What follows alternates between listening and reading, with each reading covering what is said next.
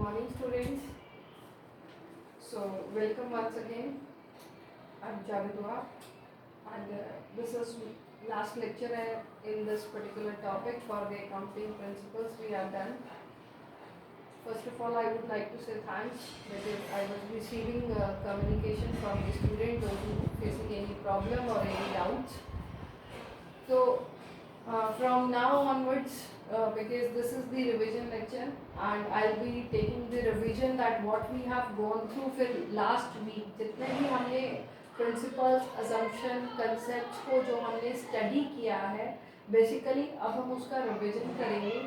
This particular lecture will help you कि आपने क्या रिविजन किया है एंड अलॉन्ग विद दैट मैंने अपनी सारी वीडियोस में आपको कंटिन्यूसली ये बोला है कि you have to write it down these principles in your notebook, just brief explanation, because writing something after reading will definitely get into your mind and it will remain in your mind for a longer period of time.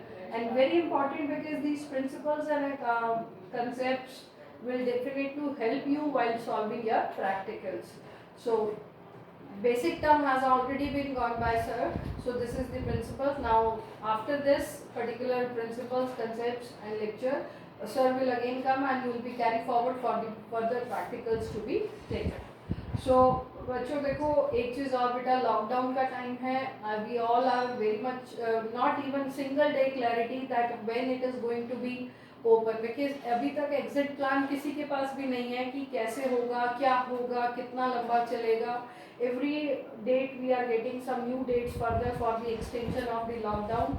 तो you have to be very focused because academics should not be disturbed. This year the students which are going through for class 11th and 12th, and because of this lockdown there will be a situation will be very difficult at the end of the time. So we request you initially that since beginning अपनी connectivity हम लोगों के साथ रखिए.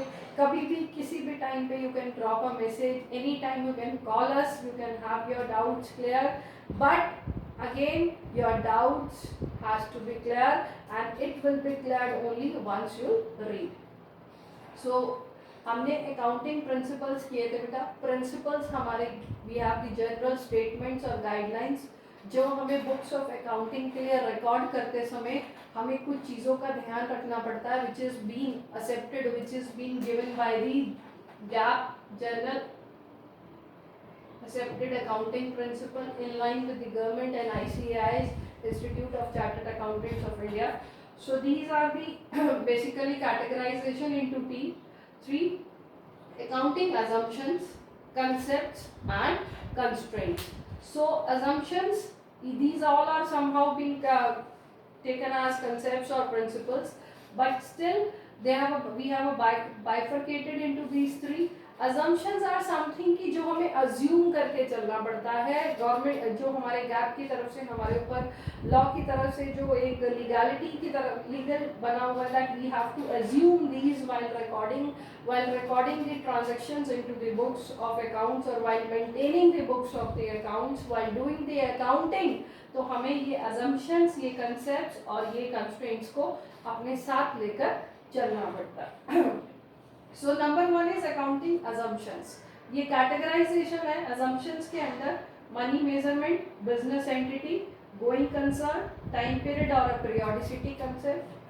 Concepts के अंदर we have revenue recognition, matching principle, full disclosure, historical cost. Accounting constraints जो है that is materiality, consistency, conservatism and objectivity. So these are the brief chart under which category they fall. But now we're gonna revise each and every one deeply so that you would have the command that what you have gone through in the last particular week. And the student, those who have missed or some are the new students, they can even get help from this chart. So this is money measurement concept. Accounting assumption के अंदर हम शुरू करने लगे हैं money measurement concept. इस concept के अंदर हमने ये स्टडी किया था that transactions which are measurable in terms of money, transactions which are measurable in numeric terms, which have value in terms of money, और money means किसी भी कंट्री की जो अपनी करेंसी है, अगर हम इंडिया में अपनी बुक्स का रिकॉर्ड कर रहे हैं तो दैट इज रुपी और पैसा. If we'll talk about the US, then there is a dollar. If we'll talk about European, there is a euro and all. तो जिस भी कंट्री में हम हैं, लेकिन हमें जो बुक्स में रिकॉर्डिंग करनी है, बुक्स के अंदर वही ट्रांजैक्शंस रिकॉर्ड की जाएंगी जो मनी के टर्म्स में होंगी, जो पैसे के टर्म्स में होगी, जिसको हम मेजर कर सकते हैं. That is in the numeric value, जिसको हम मेजर कर सकते हैं. That is basically called as your this money measurement concept. कि मनी मेजरमेंट कंसेप्ट ये कहता है transactions which are measurable in terms of money has the right to be recorded into the books. हमने इसका एक छोटा सा एग्जांपल भी करते समय लास्ट वीडियो में लिया था. तो एग्जांपल हमारा मनी मेजरमेंट में यही था कि अगर मैंने बिजनेस में कैपिटल इंट्रोड्यूस करी है 5 लाख रुपीस, और मेरी कंपनी के जो एम्प्लॉयज़ हैं that is very skilled and very talented, but the other company के जो एम्प्लॉयज़ हैं वो अनस्किल्ड हैं या वो बहुत ज़्यादा टैलेंटेड नहीं है. तो ये जो उनकी स्किल्स और कैपेबिलिटीज़ है, इसको मैं बुक्स में रिकॉर्ड नहीं कर सकती हूँ, because this can not be measurable in terms of money. लेकिन जो मैंने कैपिटल इंट्रोड्यूस करी है 5 लाख रुपीस का, जो मैंने स्टार्ट किया है, सिर्फ उसको मैं बुक्स में रिकॉर्ड कर सकती हूँ. That can be a money measurement concept. तो आपके दिमाग में मनी मेजरमेंट कंसेप्ट आते ही दिमाग में ये बात आ जानी चाहिए, something which can be recorded, something which can be measured in terms of money, that has to be recorded. तो आपकी अपनी ही करेंसी में जो भी वैल्यू है that has to be recorded, जिसको हम पैसे के तौर पे मेजर कर सकते हैं, only that has to be recorded into this. So this is your money measurement concept. Again, if some particular concept we are revising, if anybody faces any problem, you can link up this particular concept with the previous videos where the detailed explanation is being shared. Next जो बच्चों हमने पढ़ा था वो पढ़ा था हमने business entity concept. Business entity, entity means person, separate individuality person. Business entity concept ये कहता है कि owner and business both are separate persons. दोनों ही सेपरेट पर्सन्स हैं, दोनों ही अलग अलग इंडिविजुअल एंटिटीज हैं. हमारी जो बुक्स बनेंगी वो बुक्स हमारी बिजनेस के नाम पर बनती है, ना कि ऑनर के नाम पर बनती है. बिजनेस एंटिटी अपने आप में एक अजम्पशन है जो ये कहता है कि ऑनर और बिजनेस दोनों अलग अलग चीज़ें हैं, दोनों अलग अलग पर्सन्स हैं, दोनों सेपरेटली ट्रीट किए जाएंगे. जैसे मैंने आपको उस वीडियो में एग्जाम्पल लिया था गोपाल का, ठीक है. तो गोपाल एक पर्सन है, वो एक बिजनेस चलाता है जिसका नाम था गोपाल स्वीट्स. तो ऐसे केस में Gopal will be treated as separately and Gopal sweets will be treated as separately. तो जो हमारी अकाउंटिंग की जाएगी, जो हमारी बुक्स बनेंगी, वो किसके नाम पर बनेंगी? गोपाल स्वीट्स के नाम पर. किसके नाम पर बनेगी? गोपाल स्वीट्स के. सो बिजनेस एंटिटी कहता है कि ऑनर अलग है भाई और बिजनेस अलग है. इसीलिए जब हम अपने बिजनेस में पैसा इन्वेस्ट करते हैं, जो आपने बेसिक टर्म में सीखा होगा, जिसको कैपिटल कहा जाता है, वो हमारी फर्म के लिए, हमारी बिजनेस के लिए एक लायबिलिटी बन जाती है. क्योंकि मैंने जब उसमें पैसा लगाया है तो फर्म को, उस बिजनेस को मुझे उसका रिटर्न देना होता है कि मैंने पैसा लगाया है तो बदले में मुझे कितना वापस रिटर्न दे रही है मेरी business. That is basically called as business entity concept. एक और एग्जांपल हमने लिया था आपके स्कूल का, जो सबसे इजी था कि जब आप पास आउट हो जाओगे तो आप कभी भी नहीं बोलोगे स्कूल का owner name never been, you always say कि I have passed my higher secondary और senior secondary from Holy Child Public School. So Holy Child Public School is a separate entity and director sir and the other management authorities will be the separate. तो business ये कहता है accounting ये कहती है कि business entity एक अलग है और ऑनर उससे अलग है। फिर बच्चे हमने पढ़ा था गोइंग कंसर्न कंसेप्ट। गोइंग क्या है? चलते चलो। Always accounting, going concern concept कहता है कि business should always for the continuity, business should always for the longer run, for the continuity. ऐसा नहीं है कि आपने बिजनेस एक दिन के लिए खोला है और फिर या फिर आपने 4 महीने 6 महीने या साल 2 साल 10 साल के लिए खोला है। No, the particular business, going concern एक अजम्पशन है अकाउंटिंग की, जिसमें अकाउंटिंग गैप ये कहना चाहता है आपको कि business should always be for the longer run, business should always be continue, business should always be live for the number of years, for the longer period of time, क्योंकि हमें बहुत लंबे समय के बाद ही पता लगता है that how the particular business has earned in the market. So going concern अपने आप में ये कहता है कि business जो है that has to be open, that has to be established for the longer period of time, it should not be shorter period of time.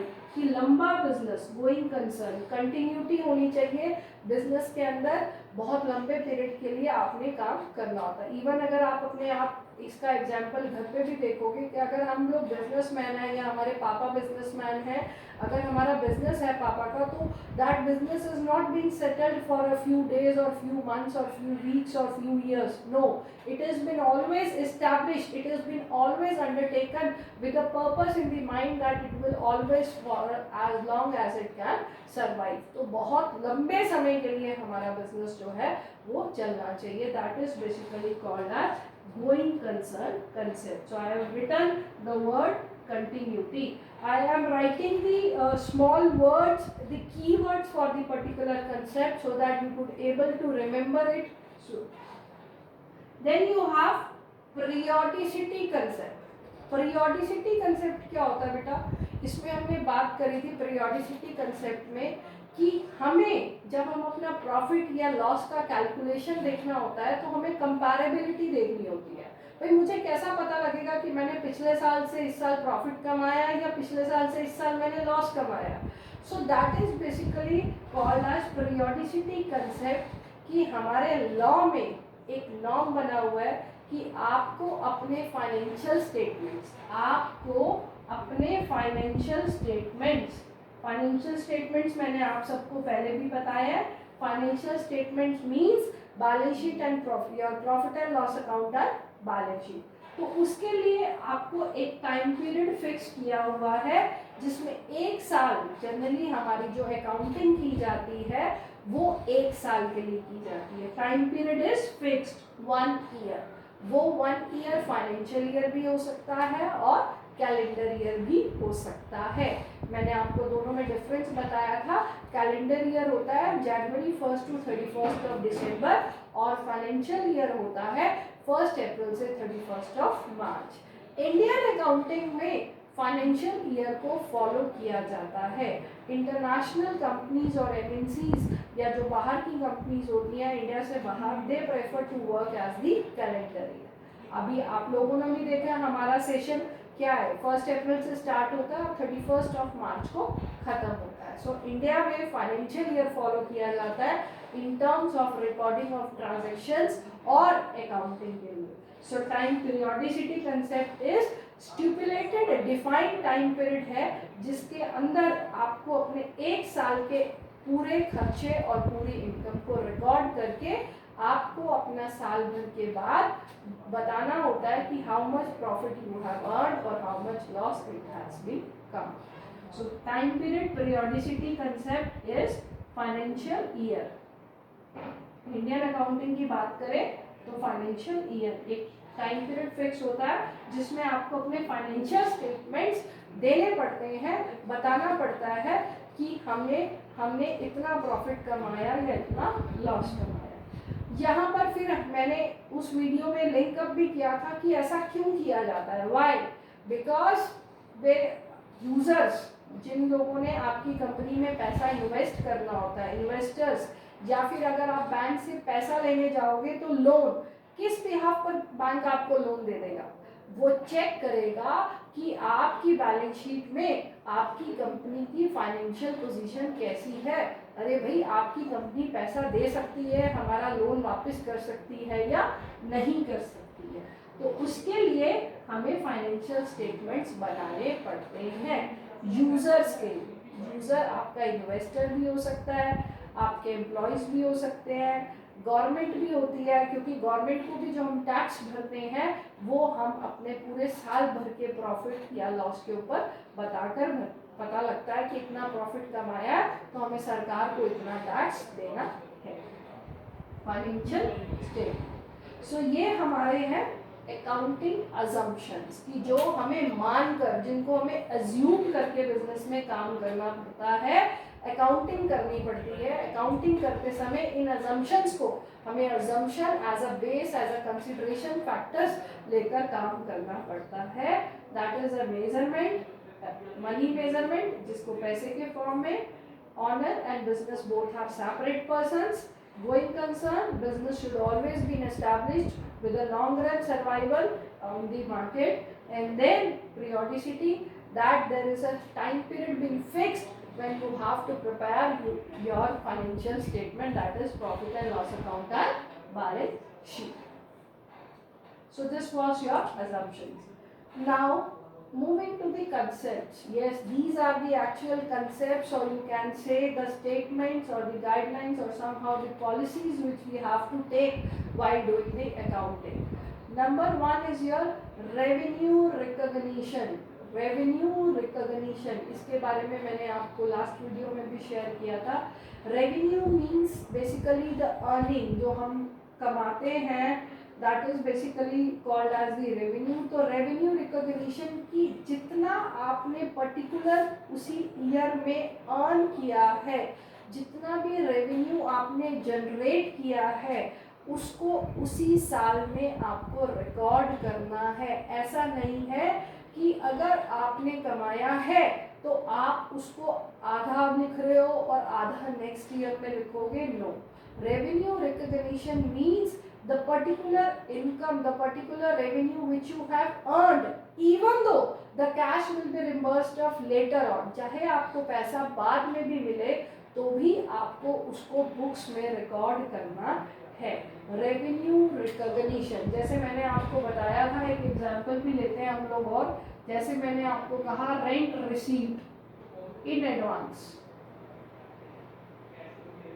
या फिर हम लोग आपको अच्छा एग्जांपल उसका दे देते हैं, this O/S stands for outstanding rent. जैसे मान लो अब आपने आउटस्टैंडिंग रेंट कि आपने किसी की बिल्डिंग को यूज किया, ठीक है, आपने किसी की बिल्डिंग को 3 मंथ्स यूज किया, बट आपने 2 महीने का रेंट दिया, अभी 1 महीने का रेंट नहीं दिया, that is your outstanding rent, the amount which is yet to be paid. तो वो जो पर्टिकुलर पर्सन है जिसको ये रेंट मिलना था, उसके लिए जो 1 महीने का आउटस्टैंडिंग है, भले ही वो आउटस्टैंडिंग है उसको बाद में रिसीव होगा, but it will be as a revenue, it will be has income from to him, so he has to record that particular into the books. That is basically a revenue recognition concept. हमने इसका जो example लिया था वो ये भी लिया था कि अगर मैंने किसी को सर्विसेज दी हैं, अपनी सर्विसेज दी हैं 3 महीने के लिए, और अभी मुझे पैसा 2 महीने का मिला है, 1 महीने का येट टू बी रिसीव्ड है, पर मैं वो अर्न कर चुकी हूँ, कमाई में कर चुकी हूँ, बेशक मुझे कैश लेटर और रिम्बर्स मिले, so that is basically you're called as revenue recognition concept. So these are the concept. Revenue recognition matching principle, these are actually correlated with each other with the accrual concept principle. Accrual concept बेटा जिसका एक सिर्फ special video मैंने एक अलग से सिर्फ उसी कंसेप्ट का लिया था, तो I request you, revenue recognition and matching principle are somehow correlated with each other. Matching principal में यही कहता है कि रेवेन्यू में तो ये हो गया कि हमने भले ही कमा लिया है, कैश चाहे बाद में आए, but revenue has been generated, has been earned, has to be recorded into the books. अब मैचिंग प्रिंसिपल कहता है कॉस्ट वर्सेस एक्सपेंसेस, या फिर आप इसको लिखिए रेवेन्यू वर्सेस एक्सपेंसेस,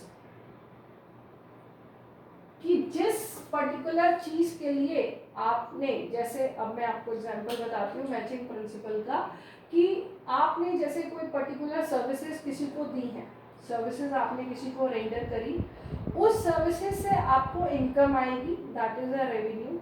वो सर्विसेज देने के लिए आपने किसी पर्टिकुलर को सैलरी दी, लड़कों को काम करवाया अपने ऑफिस में बिठाकर, तो वो आपके हो गए एक्सपेंसेस।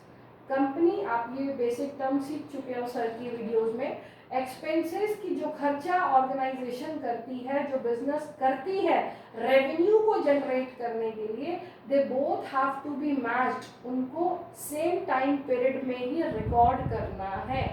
उसी साल का खर्चा उसी साल रिकॉर्ड करना है, उसी साल की इनकम उसी साल रिकॉर्ड करनी है। जो आपका एक्सपेंसेस है, चाहे वो पैसा आप बाद में दो, अगर आप सर्विसेज ले चुके हो और आपको सर्विसेज आप किसी की ले चुके हो, तो भले ही आप उसको बाद में पे करें, but that particular expense has to be recorded into the books within the same period. Corresponding revenue versus expenses कि जो आपने, जो कॉस्ट आपने लगाई है, जो एक्सपेंस आपने किया है, उसको हमें उसी के साथ उसी पीरियड में रिकॉर्ड करनी है। पीरियड मीन्स जिस फाइनेंशियल ईयर में आप काम कर रहे हो, उसी फाइनेंशियल ईयर में आप इसको रिकॉर्ड करोगे।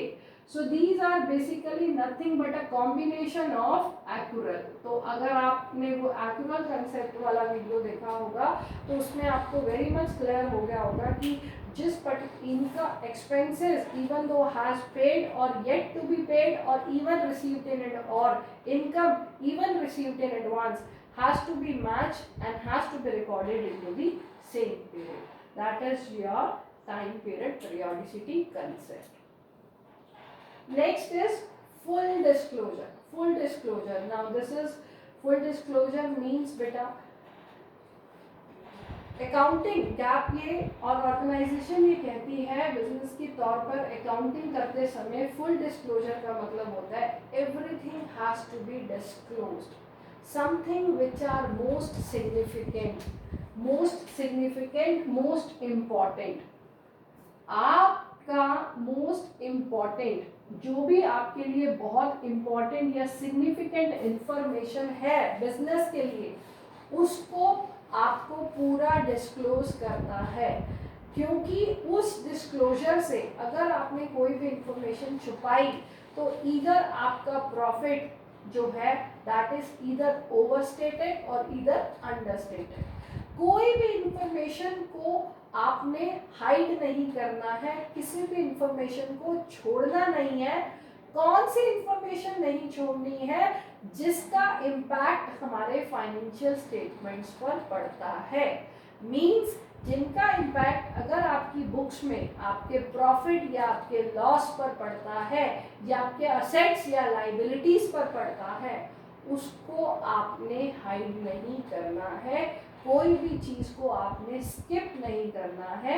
all the relevant, all the necessary information has to be disclosed, has to be opened, has to be shown properly in the financial. even though अगर कई बारी बैलेंस शीट बनने के बाद भी अगर हमारी कोई इंफॉर्मेशन हमें मिलती है जिससे हमारे प्रॉफिट पर इम्पैक्ट आ सकता है, या हमारे प्रॉफिट ज़्यादा हो सकते हैं या फिर हमारा प्रॉफिट कम हो सकता है, that particular information has to be released by the way of footnote and the balance sheet.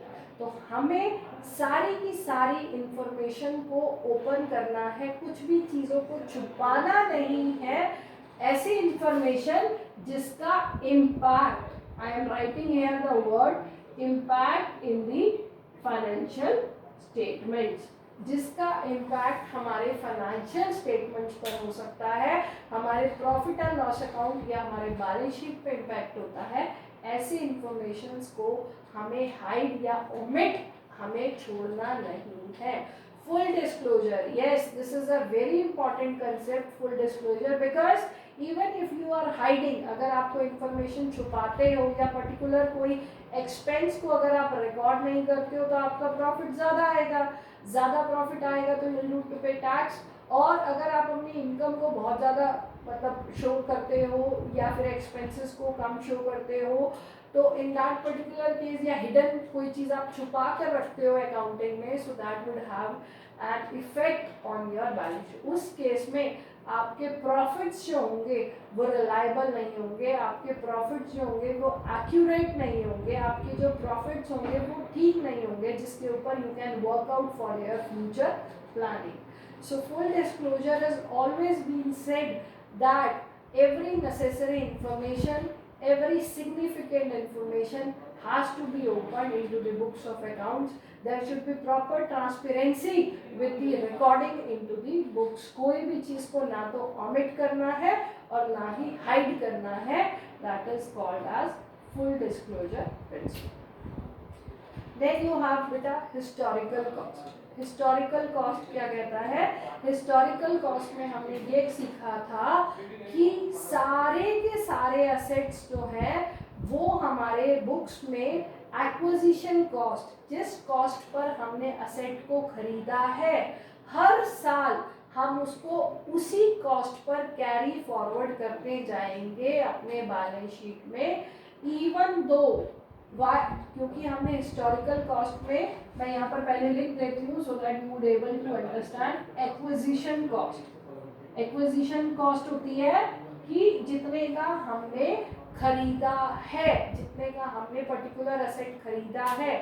जैसे हमने एग्जांपल लिया था कि हमने मशीनरी खरीदी है 20 लाख रुपीस की, तो दैट मशीनरी चाहे हम उसको कितने भी साल will be using, because machinery कोई एक दिन के लिए नहीं बाई की जाती, it's using for the number of years. So in that particular case in the books of accounts में हम उसको 20 लाख से every year will be recording into the books with the same value.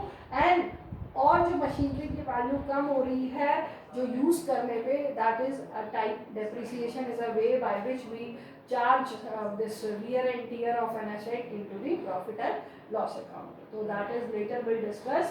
तो हिस्टोरिकल कॉस्ट का एक और example हमने लिया था कि भले ही अगर हमने कोई लैंड खरीदी है, वो लैंड आज 20 लाख की है, टुडे इज 2010 में अगर हमने कोई लैंड खरीदी है कि वो लैंड जो है दैट इज ऑफ 20 लाख, लेकिन अब आफ्टर 5 इयर्स उसकी जो कॉस्ट है वो 1 करोड़ हो गई है, बट स्टिल जब तक हम उस असेट को रियलाइज नहीं करते हैं, जब तक हम उसको सेल एक्चुअल में नहीं कर देते हैं, तब तक हमें हिस्टोरिकल कॉस्ट पर ही काम करके चलना होता है।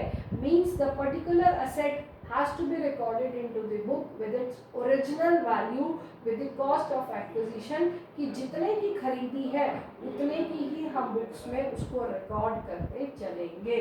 That is called as historical cost.